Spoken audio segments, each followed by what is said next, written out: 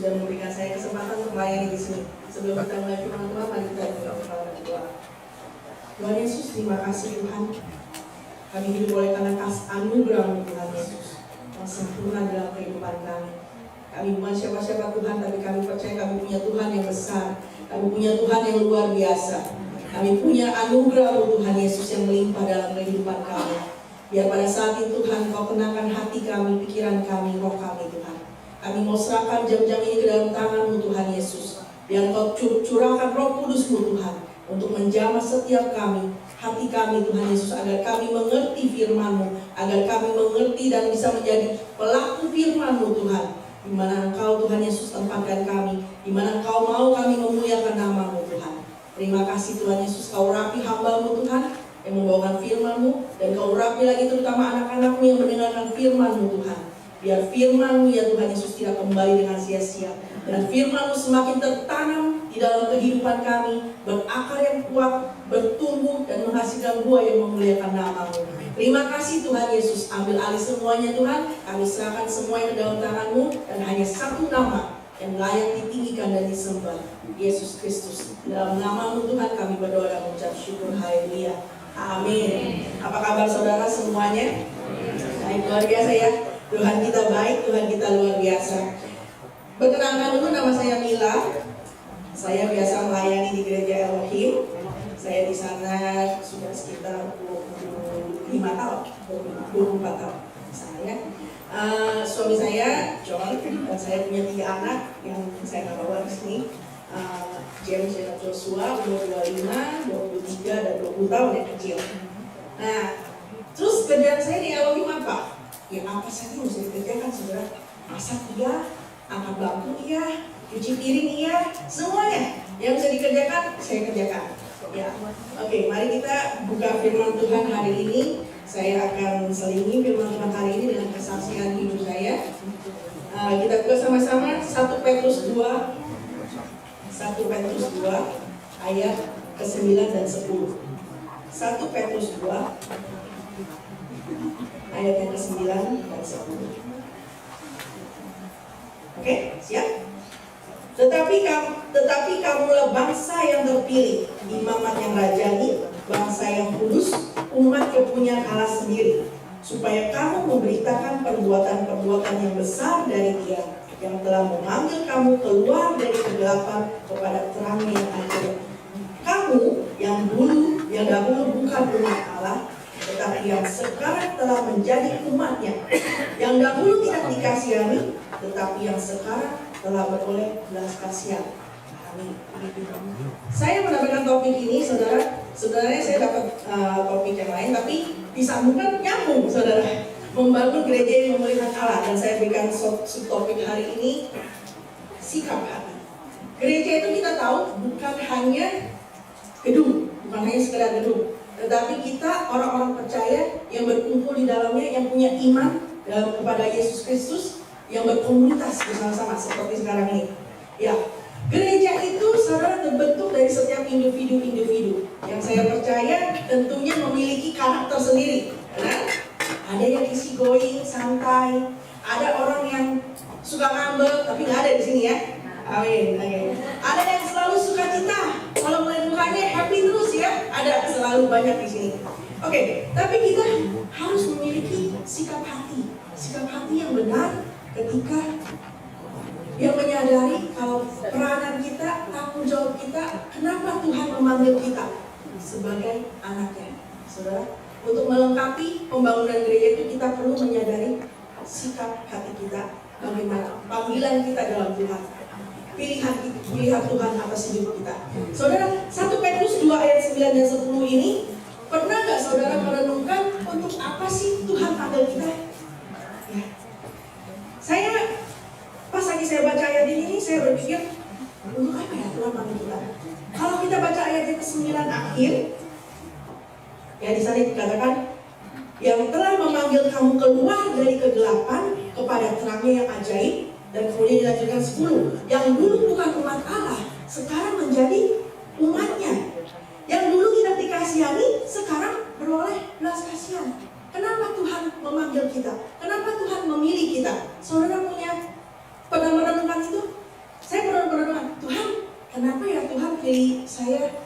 pendekar ini Tuhan ya. Mungkin Tuhan berpikir, wah saya pilih si Mila pendekar ini. Pendekar, saudara tahu pendekar? Pendek dan kekal ya. Dia lucu ya, taruh aja di sini gitu ya. Tuhan bukan manggil kita sekedar iseng-iseng. Amin. Tuhan bukannya, oh saya nggak punya rencana apa-apa, saya panggil aja dia. Gak ada. Tuhan punya rancangan yang luar biasa buat setiap pribadi kita. Amin. Katakan kepada kanan kiri saudara, Tuhan punya rancangan luar biasa untukmu. Ya saudara, Tuhan punya rancangan yang luar biasa untuk kita pribadi. Dan kita yang berkumpul di sini membentuk suatu komunitas, membangun gereja. Saudara, kita dibawa keluar dari kegelapan menuju terangnya. Kita menjadi yang dulunya bukan umatnya, sekarang menjadi umat kesayangannya. Yang dulunya kita nggak dikasihani, sekarang boleh belas kasihan Tuhan. Luar biasa ya. Yang sudah jadi hidup kita ini yang sudah ditebus oleh Tuhan menjadi kesaksian nyata buat orang lain untuk mengenal Tuhan. Amin. Ya saudara, kenapa Tuhan memanggil kita keluar dari kegelapan menjadi anaknya, dicurahkan belas kasihan untuk apa? Yaitu ayat yang ke-9 dikatakan di sini, supaya kamu memberitakan perbuatan-perbuatan yang besar dari Dia. Mungkin saudara berpikir, bagaimana saya memberitakan? Apakah saya harus cuap-cuap, cocok, ngomong-ngomong itu? No, tapi kehidupan kita yang orang lain lihat, oh dia pengikut Yesus, oh dia anak Tuhan seperti ini. Itulah yang menceritakan perbuatan Tuhan yang luar biasa. Amin. Oke. Ya, Matius 5 ayat 16. Matius 5 ayat 16 dikatakan begini, demikianlah hendaknya terangmu bercahaya di depan orang, supaya mereka melihat perbuatanmu yang baik dan memuliakan siapa? Bapakmu yang di surga. Jadi orang melihat perubahan hidup kita, kemudian yang dulunya bejat, yang dulunya suka marah, yang dulu mulutnya kotor sekali, ngomong-ngomong yang nggak benar, sekarang berubah hidupnya karena Tuhan baik, karena mengalami kasih Tuhan, perubahan hidupnya kelihatan orang-orang. Loh, ini bukannya si Mina yang dulu orangnya suka marah-marah, kok sekarang jadi orangnya sabar? Ya, gitu.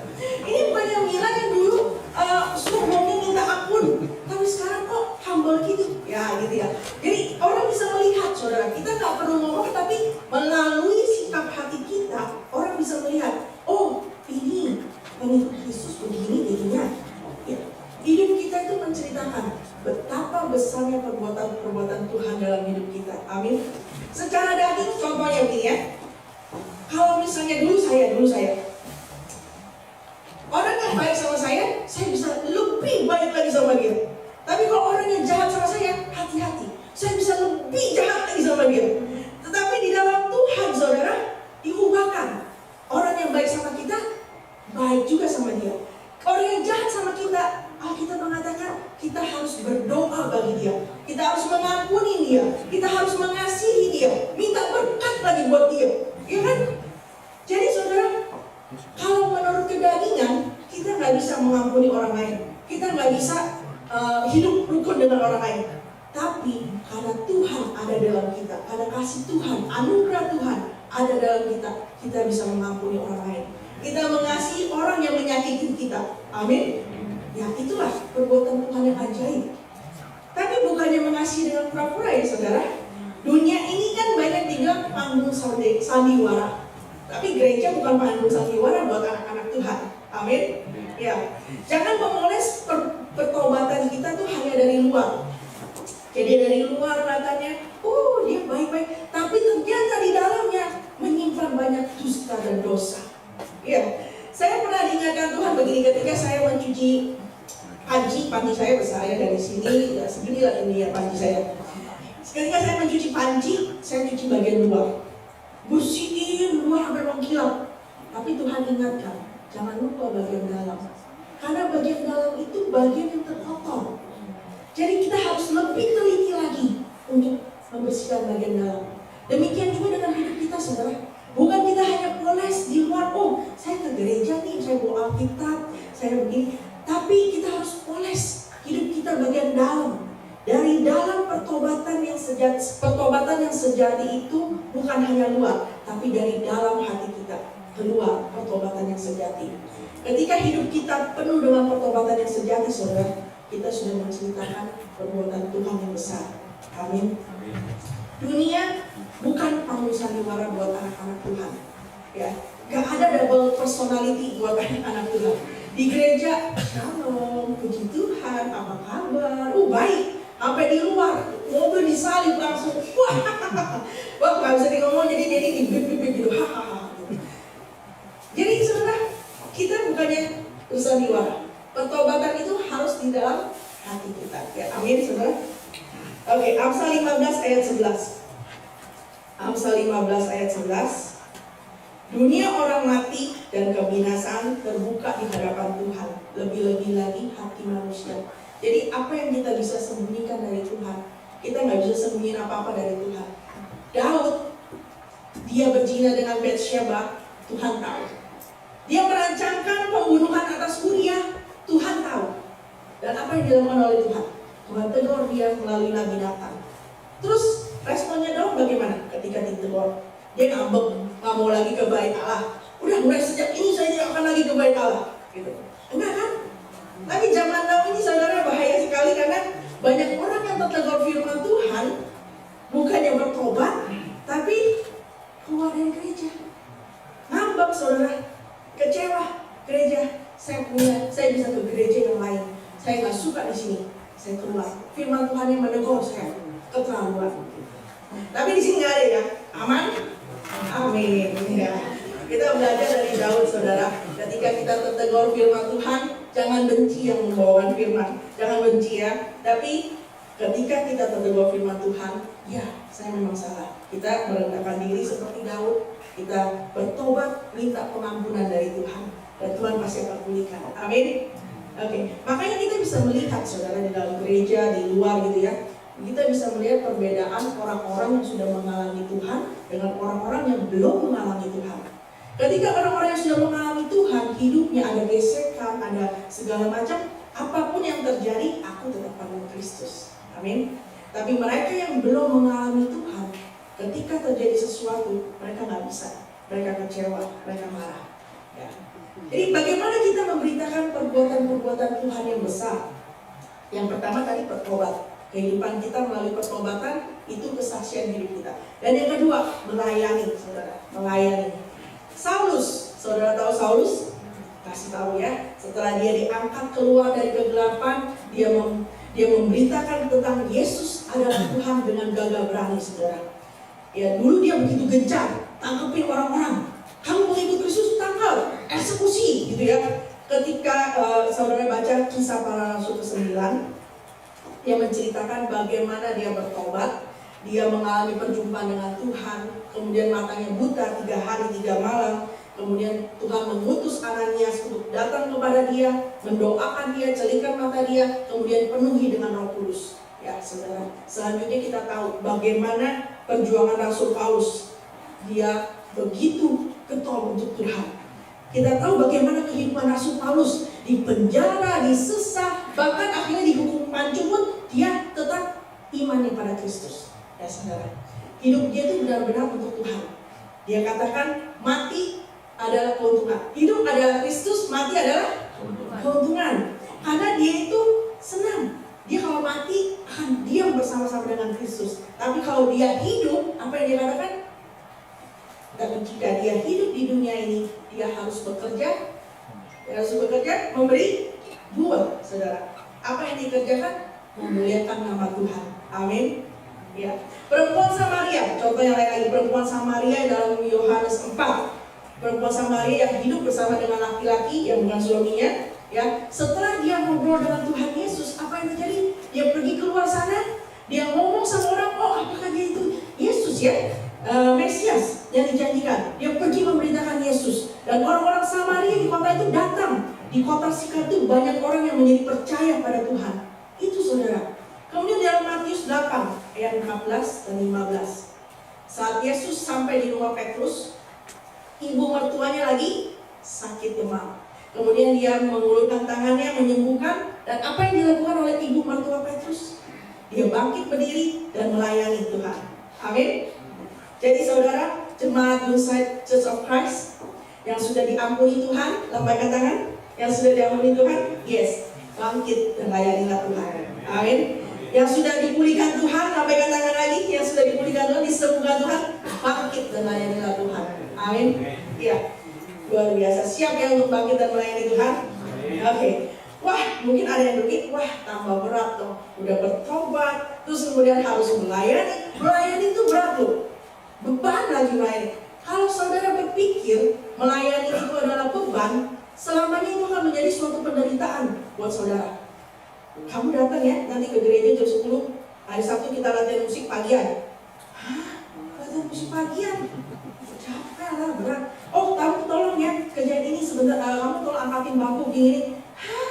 Berat, beban saudara. Tapi kalau saya saudara tahu siapa yang saudara layani, tahu panggilan kita, pilihan Tuhan atas hidup kita, saudara akan lakukan pelayanan dengan ucapan syukur. Amin. Kenapa? Karena kita sudah menerima yang terbaik dari Tuhan. Yes, kita sudah menerima begitu banyak hal yang baik dari Tuhan. Apapun yang terjadi, gereja ada gesekan dalam pelayanan, tidak akan membuat kita mundur dari Tuhan. Amin. Amin. Saudara semangat untuk melayani Tuhan. Ya, kita ini adalah anggota tubuh Kristus. Ya, yang masing-masing punya fungsinya masing-masing. Mata punya fungsi mata, tangan punya fungsi tangan, tangan kiri, tangan kanannya kadang-kadang fungsinya berbeda kan? Tapi semuanya itu saudara hanya untuk satu tujuan, yaitu membangun tubuh Kristus. Amin. Jadi kita harus bersama-sama melayani sebagai satu tubuh, punya sikap hati yang benar dalam melayani Tuhan.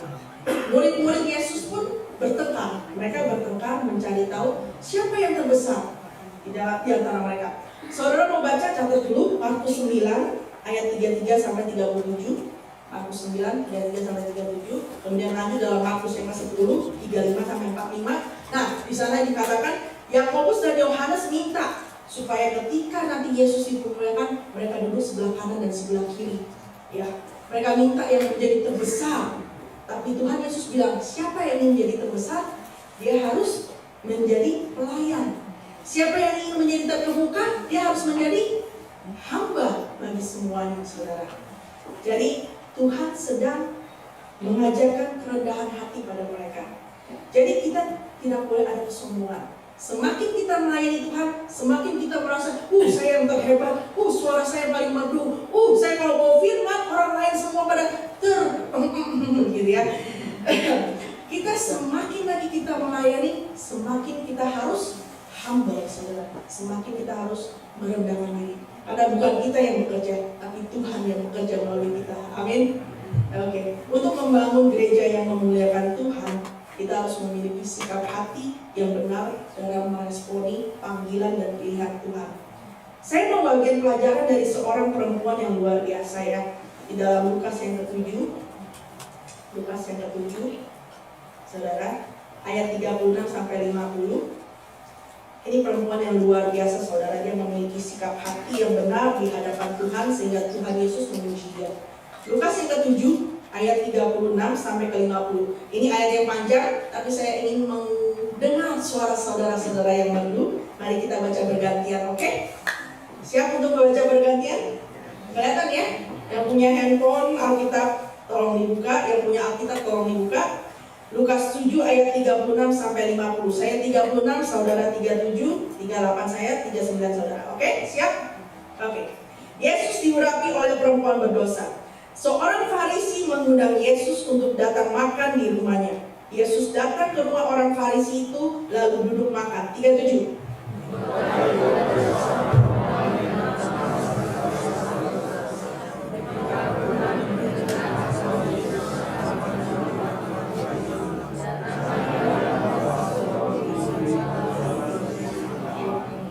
Sambil menangis, ia pergi berdiri di belakang Yesus dekat kakinya, lalu membasahi kakinya itu dengan air matanya dan menyekanya dengan rambutnya. Kemudian ia mencium kakinya dan meminyaki dengan minyak wangi itu. 39.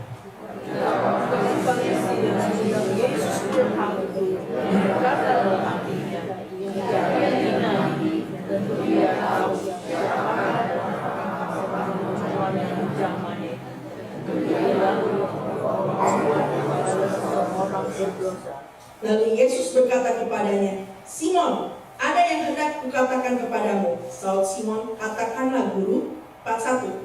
Ada dua orang yang menunjukkan kepada seorang tua, seorang berhutang 500 dinar, yang lain 50. Karena mereka tidak sanggup membayar, maka ia menghapuskan hutang kedua orang itu. Siapakah di antara mereka yang akan terlebih mengasihi dia? 43. Jawab Simon,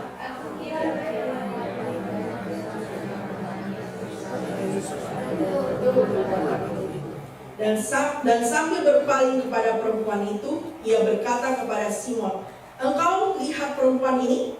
Aku masuk ke rumahmu, namun engkau tidak memberikan aku air untuk membasuh kakiku. Tetapi dia membasahi kakiku dengan air mata dan menyekanya dengan rambutnya. 45.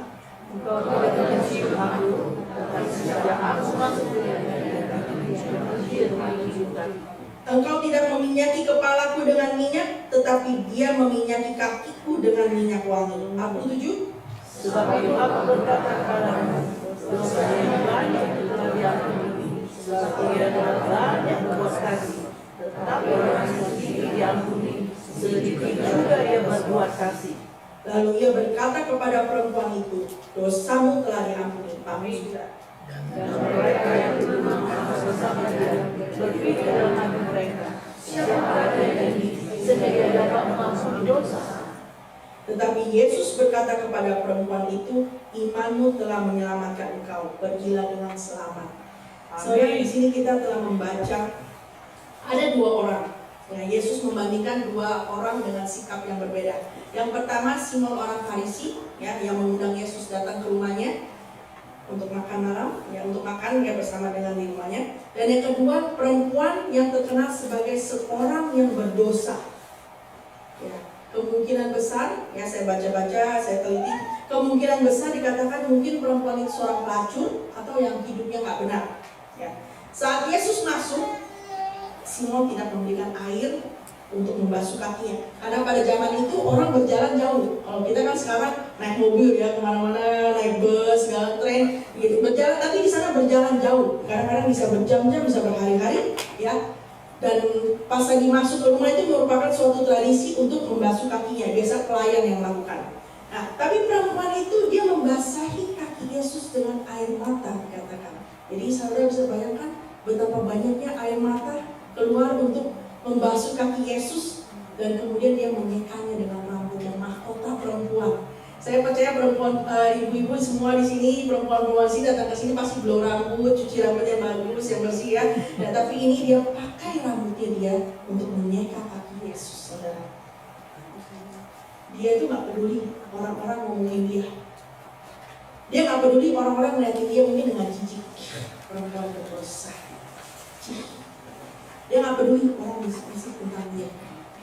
Dia nggak peduli orang-orang terang-terangan ngomongin dia. Asal, ya. Karena fokus dia, prioritas dia hanya kepada Tuhan Yesus. Perempuan ini mengajarkan kepada kita, saudara, untuk merendahkan diri, datang kepada Tuhan. Meskipun orang lain pandang, kamu itu orang berdosa, ngapain kamu ke gereja? Meskipun orang lain bilang, kamu gak layak untuk Tuhan. Tapi bukan mereka yang menentukan kita layak atau enggak, tapi Tuhan. Amin. Perempuan ini dia hanya fokus, prioritas dia hanya Tuhan Yesus.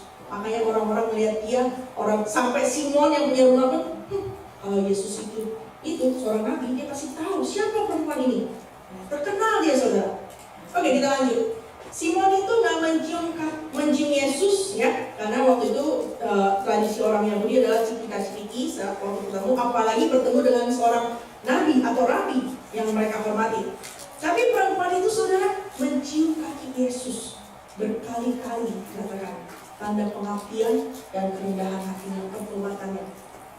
Simon nggak meminyaki kaki Tuhan Yesus, tapi karena di dalam budaya Timur Tengah itu biasanya kalau tamu datang itu dikasih minyak ya, sebagai tanda penghormatan tertinggi dari tuan rumah kepada tamunya. Tapi perempuan ini, saudara, dia meminyaki kaki Yesus dengan minyak wangi yang dia bawa dalam buli-buli kualam, namanya alabaster ini ya. Dia biasanya di dalam buli-buli itu berisikan minyak wangi, minyak yang narwastu yang murni. Dia itu datang.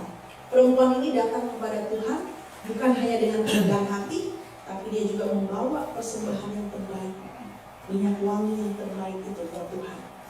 Saudara, kita membaca ini membuat kita berpikir lagi, kenapa perempuan yang berdosa ini mau melakukan seperti itu?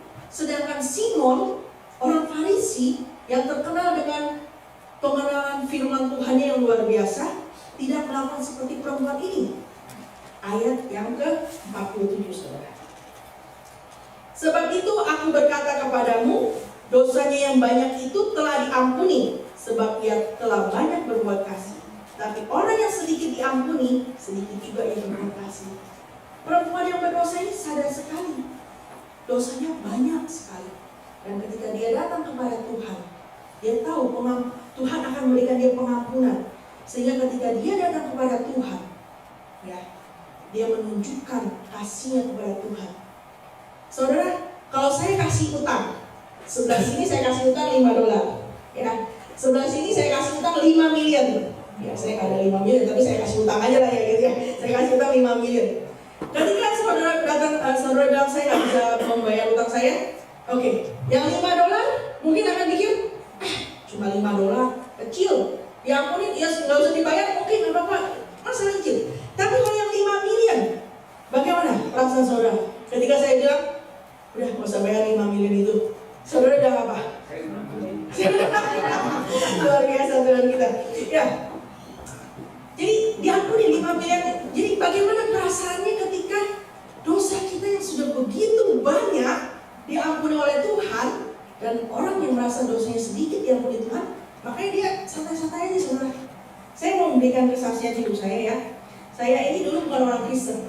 Saya bukan orang Kristen, saya dari kecil bukan orang Kristen. Bahkan waktu saya masih remaja itu saya berencana untuk menjadi seorang bikuni. Saudara tahu bikuni?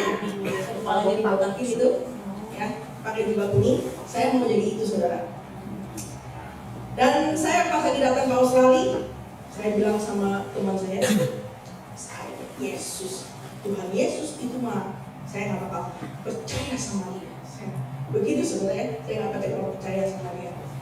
Hidup saya hanya dedikasikan pada Buddha. Ya. Saya seorang berdosa saudara ya. Saya mengakui saya orang berdosa. Saya menghujat Tuhan Yesus. Saya benci Tuhan Yesus. Ya. Saya menyembah berhala dan banyak dosa-dosa yang lain lagi yang saya nggak kasih tahu ya. Banyak sekali saudara. Dan saya menganggap orang Kristen itu adalah orang yang bodoh.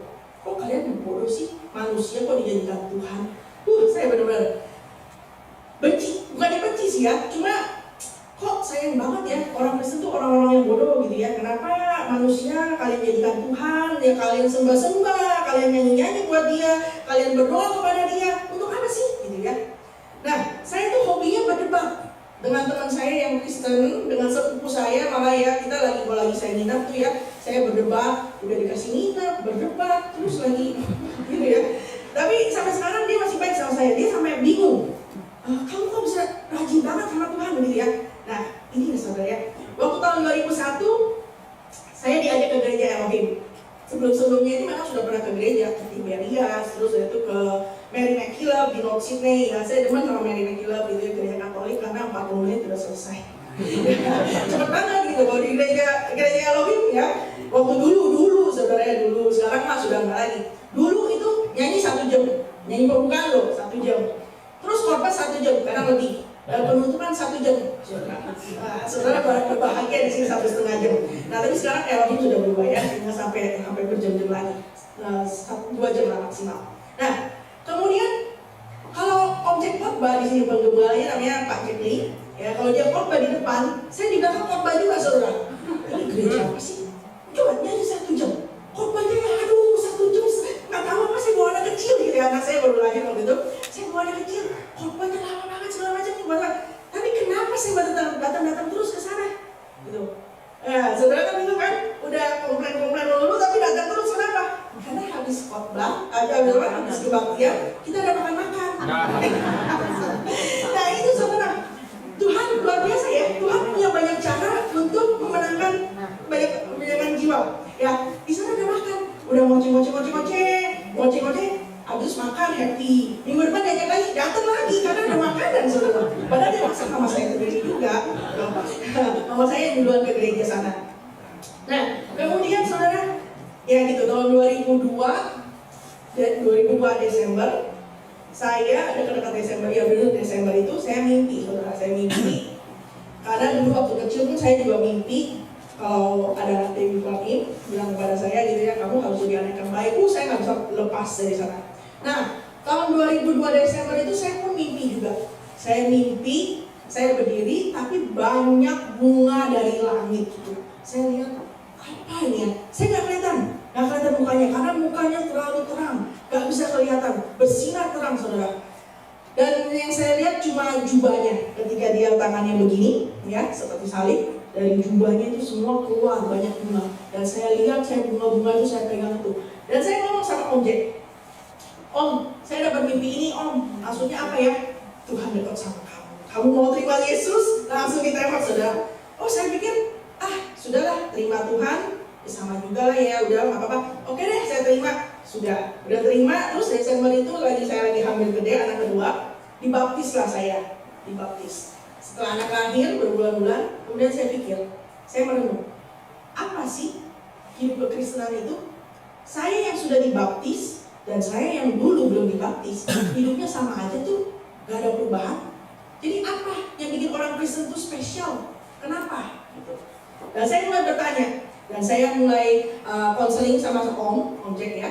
Saya tanya, Om, kenapa begini? Dia bilang, kamu sudah baca Alkitab? Boro-boro baca Alkitab. Untuk apa baca yang tulisannya kecil-kecil gitu? Mulai baca, karena ini apa? Alkitab itu saya dulu kan masih seperti buku ya, karena kita belum update untuk yang digital. Kemudian saya baca. Dia bilang Matius, Markus, Lukas, Yohanes. Baca lagi. Udah selesai baca lagi. Berulang-ulang sampai kamu udah mengerti, baru lanjut katanya sampai ke Wahyu. Kemudian baru Perjanjian Baru. Lama. Oke, saya baca. Dan selama proses pembacaan itu, saudara, saya melihat banyak proses yang Tuhan ubahkan. Pandangan-pandangan, pemikiran-pemikiran yang salah Tuhan ubahkan. Salah satu contoh begini, ketika saya baca dalam Matius 5, sebelum kita mempersembahkan sesuatu di hadapan Tuhan, ampuni dulu orang lain yang bersalah. Kalau misalnya kita punya ganjelan sama saudara seiman, berdamai dulu, baru datang persembahan. Wah, saya kalau mau maju dalam Tuhan, saya nggak bisa nih, saya punya ganjelan. Saya tanya sama Tuhan, saya punya ganjelan apa ya? Oh, kamu punya kepahitan sama ini. Saya diingetin, saudara. Punya kepahitan dengan nenek saya, punya kepahitan dengan ii saya, semuanya gitu. Jadi diubahkan. Dan ketika Tuhan lagi dealing sama kita, saudara, waktu saya berdoa, Tuhan, saya mau melepaskan pengampunan. Itu berat banget, saudara, karena sepertinya hati kita ini ditarik keluar gitu, itu pahit banget, itu sakit banget. Saya sampai nangis ya, karena Tuhan ini berat sekali, karena pahit, saudara. Dendam itu pahit sekali. Saya udah tapi saya mau maju dalam Tuhan. Saya nggak bakal bisa maju dalam Tuhan kecuali saya bereskan ini dulu, berdamai dulu. Nah, setelah itu baru maju dalam Tuhan. Nah, selama dalam proses pengenalan Tuhan itu, saudara, sampai di satu titik hidup saya diproses sama Tuhan, saya punya dua pilihan. Mau maju di dalam Tuhan, terus maju, atau saya mau putar balik. Ya, ikut Tuhan kok berat banget ya waktu itu ya. Ya, kalau maju terus dalam Tuhan, sudah stick sama Tuhan. Proses itu yang berat itu saya lalui dengan doa, dengan air mata, hampir setiap hari, saudara.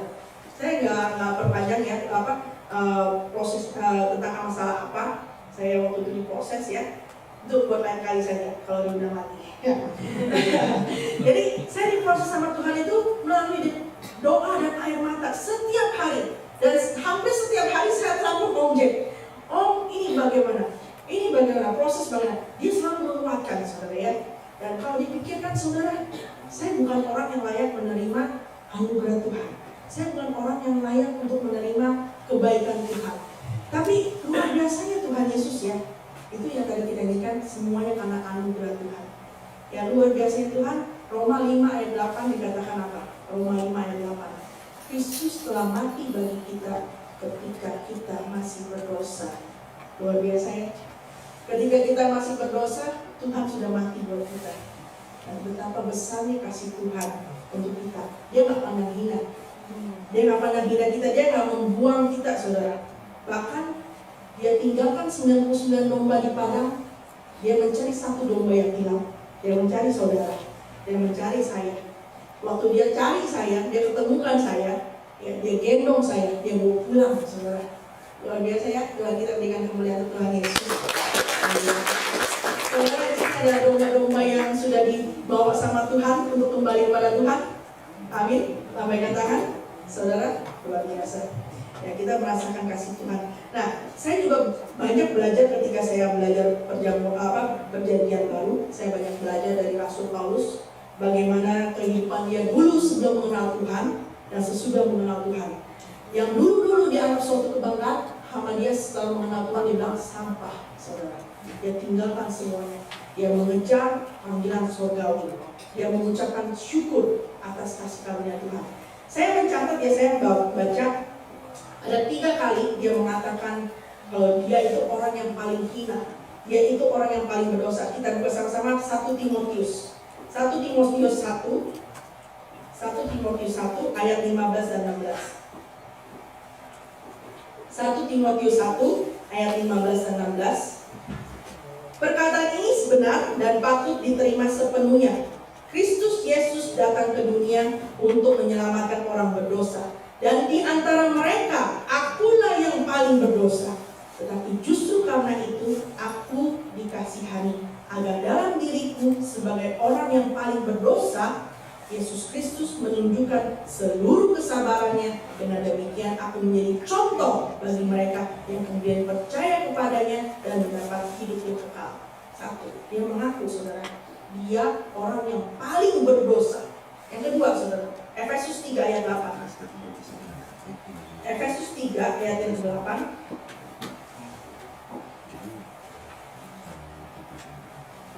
Efesus 3 ayat yang ke-8.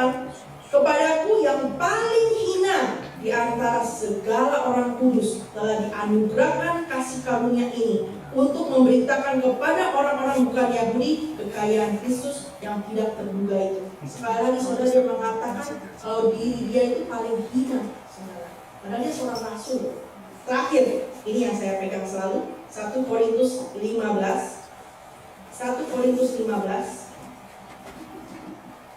ayat 9 dan 10.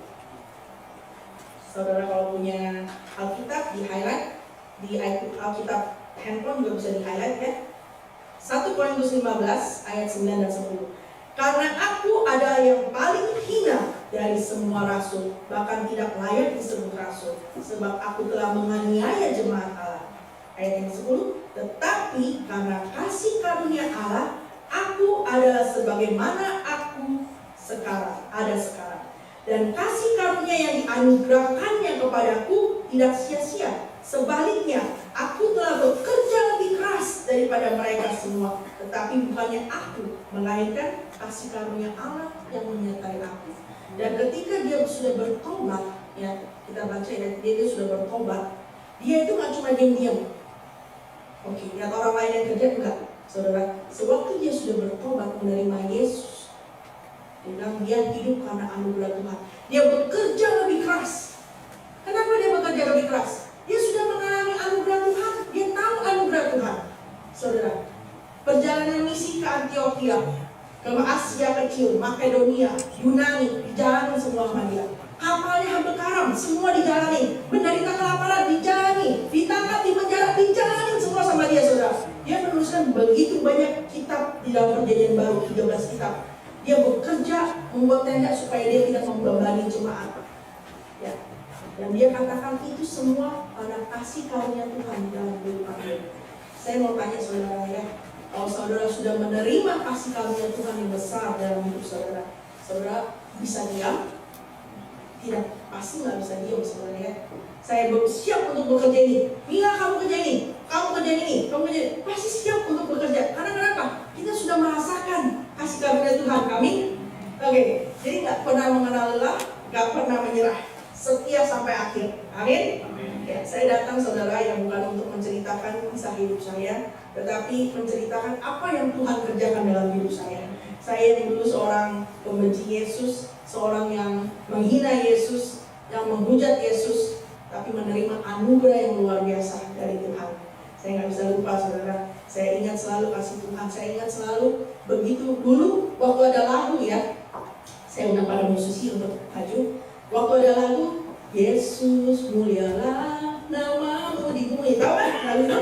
Saya ganti, saya percaya sama Tuhan tapi saya nggak percaya sama Yesus, anti saya sama nama Yesus. Saya ganti, Tuhan mulialah namamu di bumi.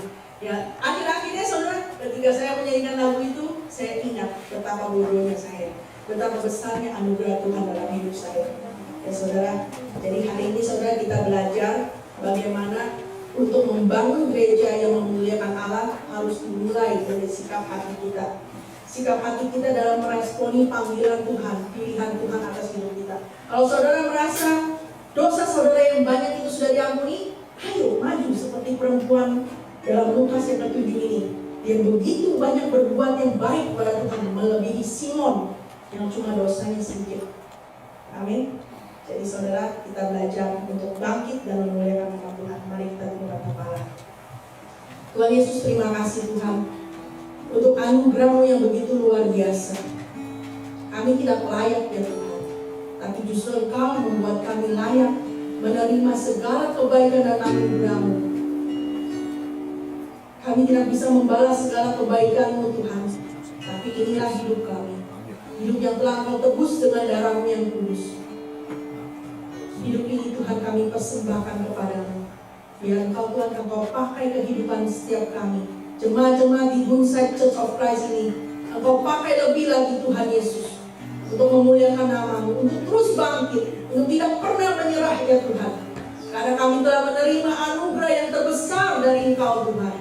Inilah hidup kami yang kami hendak persembahkan kepadamu. Terima kasih Tuhan.